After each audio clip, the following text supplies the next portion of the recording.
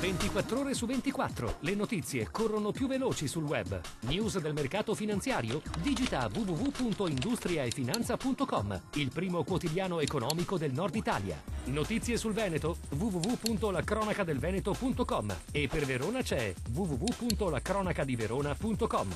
Guarda le ultime news sulle web TV di TG Italia, TV Veneto e tvverona.com.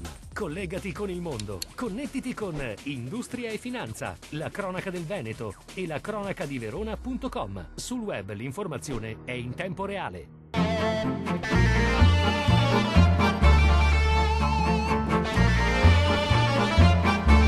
Roma non faccia di testa propria e si lega alla nostra proposta di legge prima di qualunque decisione circa le gare per le concessioni demaniali ad uso turistico.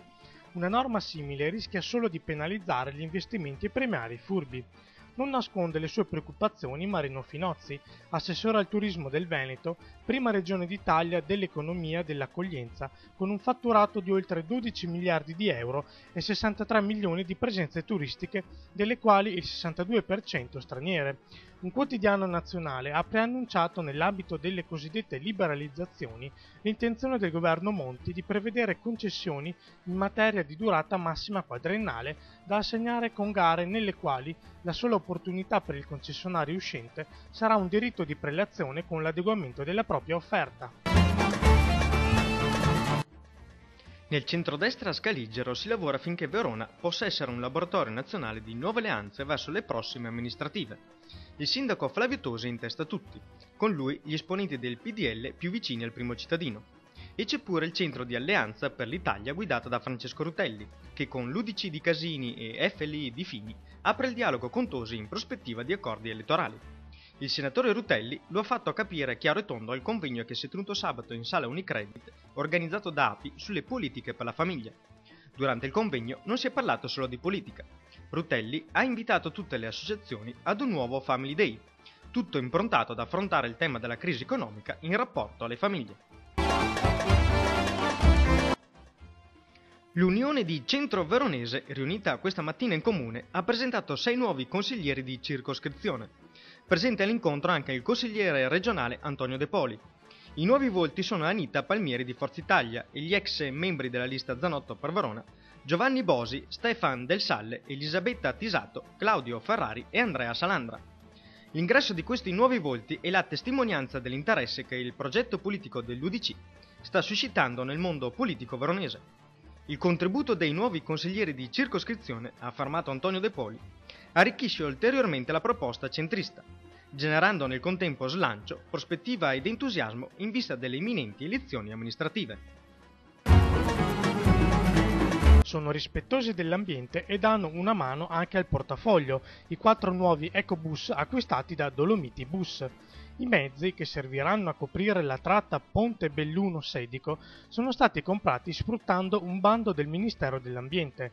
Per parteciparvi si sono messi in prima linea, accanto a Dolomiti Bus, i 3 comuni, su cui gli autobus transiteranno con Belluno capofila. Le 3 amministrazioni hanno quindi collaborato affinché all'azienda di trasporto arrivassero da Roma quasi 586.000 euro, 629.000 erotti li ha messi Dolomiti Bus, per un importo complessivo del progetto pari a 1.215.000 euro. I mezzi sono di categoria EEV e andranno a sostituire 4 mezzi Euro 0. 5 minori tra i 13 e i 15 anni sono stati denunciati dai carabinieri di Mira nel Veneziano, accusati di vari atti di vandalismo in una scuola nello scorso giugno. I militari dell'Arma avevano avviato le indagini dopo una serie di danneggiamenti registrati a fine anno scolastico in una struttura a Mira che ospita le scuole elementari e medie. In particolare, ignoti erano entrati nei locali durante la notte, all'interno delle aule e negli uffici scolastici, compiendo una vera devastazione. Gli accertamenti hanno poi portato i carabinieri ad accertare le responsabilità dei fatti a carico di 4 ragazzini, italiani e stranieri, tutti frequentanti la scuola media, che sono stati denunciati per furto e danneggiamento. Biasi sotto assedio. Il Corriere Economia sferra un duro attacco a tutta pagina al presidente della Fondazione Cari Verona, proprio nei giorni in cui si tenta di definire il piano di ristrutturazione delle sue aziende, tutti i particolari su industria e finanza.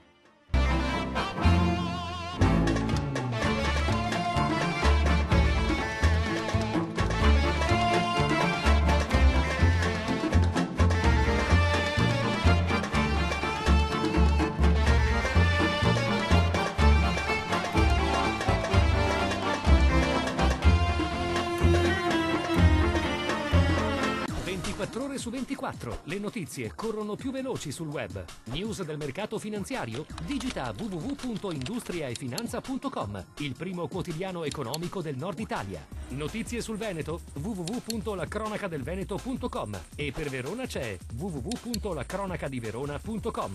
Guarda le ultime news sulle web TV di TG Italia, TV Veneto e tvverona.com. Collegati con il mondo. Connettiti con Industria e Finanza, la cronaca del Veneto e la cronacadiverona.com. Sul web l'informazione è in tempo reale.